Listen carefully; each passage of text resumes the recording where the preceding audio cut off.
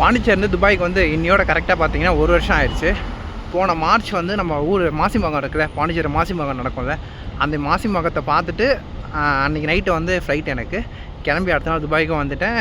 1 வருஷமாக கம்ப்ளீட் ஆகிடுச்சு. மெயினாக துபாய்க்கு வந்ததே ஹோட்டல் மேனேஜ்மெண்ட் ரிலேட்டடாக, அதுவும் ஃபுட் ரிலேட்டடாக நிறையா வந்து எக்ஸ்ப்ளோர் பண்ணணும், கற்றுக்கணும் அப்படின்னு தான் வந்தோம்.